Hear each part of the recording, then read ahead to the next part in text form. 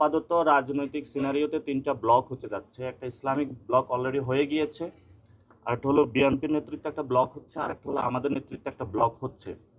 তো সেখানে আমরা যেহেতু বিএনপি না, এজন্য বিএনপির ব্লকও যাচ্ছে না। আমরা যেহেতু জামাত না, এজন্য জামাতের ব্লকও যাচ্ছে না। আমরা স্বতন্ত্র। আমরা এই গণ অভ্যুত্থানের সময় আমরা ইশতেহার দিয়েছিলাম, আমরা বলেছিলাম যে যেহেতু ফেসিবাদী ব্যবস্থার বিলোপ হয় নাই, আমাদের সামনে দীর্ঘ লড়াই রয়েছে। ফলত ওই জায়গা থেকে গত 15 বছরে যে তরুণরা আন্দোলন করেছিল, অনেকেই দল সৃষ্টি করেছিল, তারা অনেকেই সম্মত হয়েছেন এনসিপির ব্যানারে যোগ দেওয়ার জন্য। আমরা তাদের সাথে আলোচনা চলমান রেখেছি। এটা আমাদের সিদ্ধান্ত হয়েছে যে আমরা একসাথে একীভূত হয়ে কাজ করব। কিন্তু কী প্রক্রিয়াতে এটা হবে সেই বিষয়ে এখনও কথাবার্তা চলছে। যখন আমরা এটা সম্পন্ন করব, তখন আমরা আবারই আপনাদের সামনে এসে আপনাদের মারফতে আপনাদেরকেও এবং দেশবাসীকে ফাইনাল মেসেজটা জানাবো। তবে এটা আমরা সিদ্ধান্ত নিয়েছি, গত 15 বছরে যতগুলো ব্যানার আছে সবগুলো ব্যানারকে আমরা একীভূত করতেছি একটা জায়গায়, এবং একটা বৃহত্তর তরুণদের অ্যালায়েন্স আসতেছে। এবং আমরা সেখানেও বলেছিলাম শুরুতে যেটা, ইনশাল্লাহ এই নির্বাচনে এনসিপির হাতে 150টা আসন থাকবে ইনশাল্লাহ।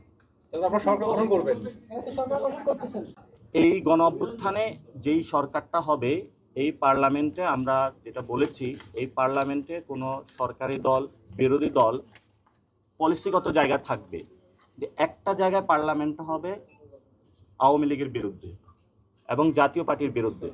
ফলত এই পার্লামেন্টে, এবং এটাও আমরা কনসিডারেশনে রেখেছি, যেখানে জামায়াত থেকে যারা তরুণরা দাঁড়াবে, যারা গণ অভ্যুত্থানে অংশগ্রহণ করেছিল, বিএনপি থেকেও যে তরুণ সমাজরা অংশগ্রহণ করবে, আমরা তাদেরকে বিভিন্ন জায়গায় যারা ভালো মানুষ তাদের প্রতি আমরা মৌন সাপোর্ট দিব।